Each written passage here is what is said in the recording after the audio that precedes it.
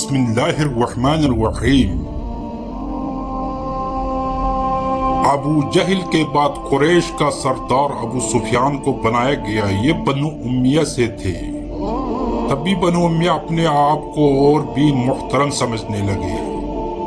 اللہ کے رسول نے جب اللہ کا دین لوگوں تک پہنچایا تو ابو سفیان اور ان کے ساتھی بار بار اللہ کے رسول کی توہین کرنے لگے کہ قریش کے سردار ہم ہیں اور ہم اس ہاشمی نبی کو تسلیم نہیں کرتے۔ یہ بغض قائم ہی تھا کہ انہوں نے اللہ کے رسول کو قتل کرنے کا ارادہ کر لیا۔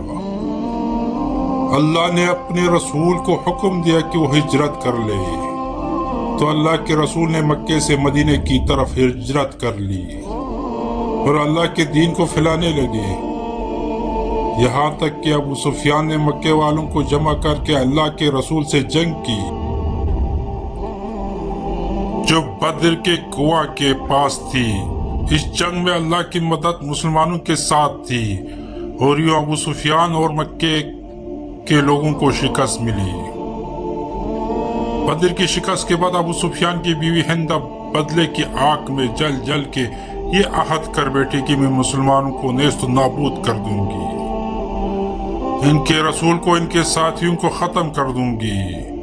معلوم ہوا کہ میرے باپ عتبہ، میرے بھائی ولید اور چاچا شیبہ کو علی اور حمزہ نے قتل کیا ہے۔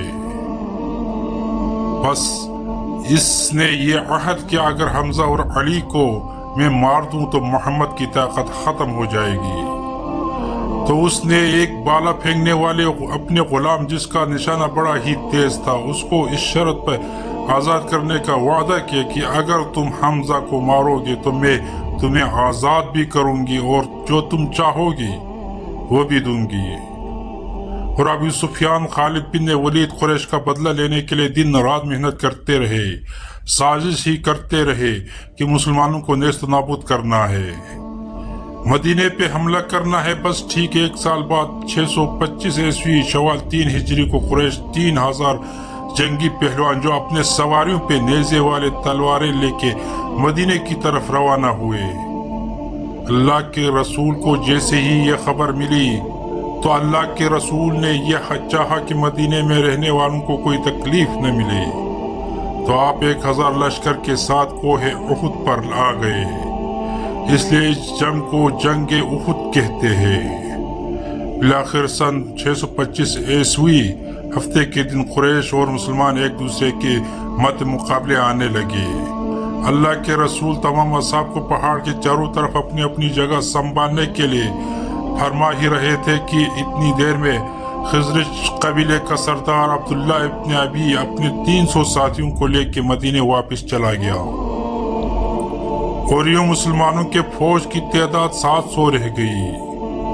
مسلمان لشکر کی مغربی جانب ایک پتھریلی پہاڑی تھی، اس پہاڑی پہ اللہ کے رسول نے 50 تیر انداز کا ایک دستہ متعین کر دیا اور یہ فرمایا تھا مسلمان جنگ جیتے یا ہارے لیکن تم یہ جگہ نہیں چھوڑنی ہے، کوئی بھی صحابی شہید ہو جائے یا غازی ہو جائے لیکن تم یہ جگہ نہیں چھوڑنی ہے۔ اصحاب اس بات کو تسلیم کیا تاکہ پچھلی طرف سے یہ سپاہی لشکر کا دفاع کر سکے۔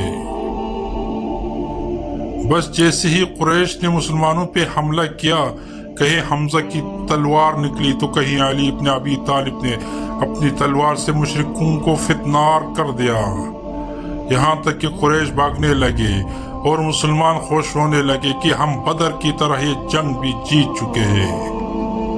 ابو سفیان کی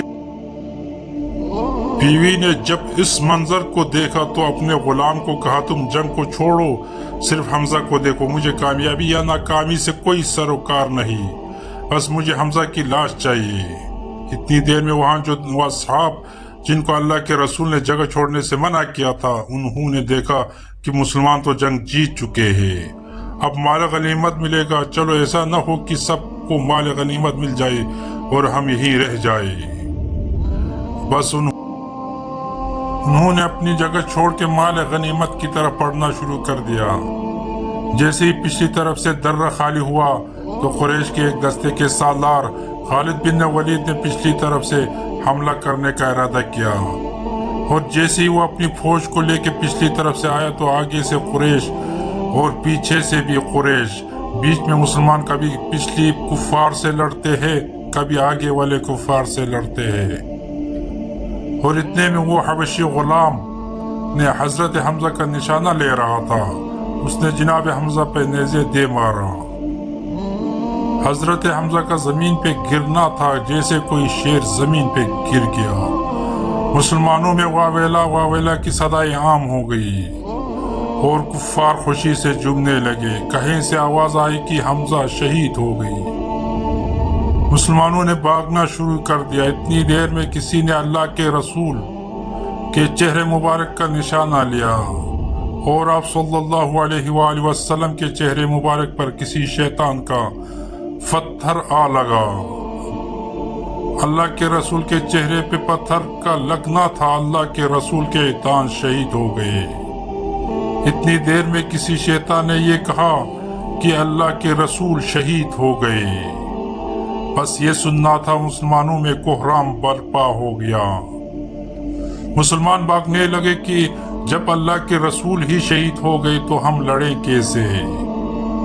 یہ خبر جیسے ہی امام علی علیہ السلام کے کانوں پہ پڑی، امام علی شیر کی طرح کفار کے لشکر کو چیر کے اللہ کے رسول کے پاس آئے۔ جیسے ہی آپ اللہ کے رسول کے چہرے پہ خون کو دیکھا تو آپ نے رسول خدا کی طواف کرنا شروع کیا اور ایسے چکر لگایا کہ پورا میدان کفار کے جنازوں کا ڈھیر لگ گیا اور ایک علی پورے قریش سے مقابلہ کرنے لگا۔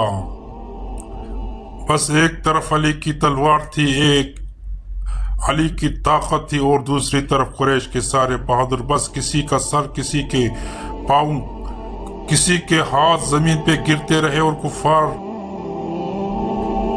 میں کوہرام برپا ہو گیا۔ کوئی اللہ کے رسول کے قریب نہیں آ سکتا۔ امام علی علیہ السلام اللہ کے رسول کی حفاظت کر رہے ہیں کہ اتنی دیر میں امام علی علیہ السلام کی تلوار ٹوٹ گئی۔ تلوار کا ٹوٹنا تھا، امام علی علیہ السلام نے اللہ کے رسول کے چہرے کو دیکھا۔ اللہ کے رسول نے فرمایا، علی تو جس کے نبی کی حفاظت کر رہا ہے آج وہی تمہیں اس ٹوٹی ہوئی تلوار کے بدلے تلوار دے گا۔ بس یہ کہنا تھا کہ اتنی دیر میں جبرائیل علیہ السلام لا فتح الا علی لا سیف الا ذوالفقار کہتے ہوئے آسمان سے ذوالفقار لایا۔ جیسے ہی اس تلوار کو امام علی علیہ السلام نے ہاتھ میں تھاما تو کوئی ٹھہر نہ سکا، سب بھاگنے لگا۔ ابو سفیان نے کہا، جاؤ، سب کے سب مارے جائیں گے۔ اللہ کے شیر نے اللہ کے رسول کی اس طرح سے حفاظت کی۔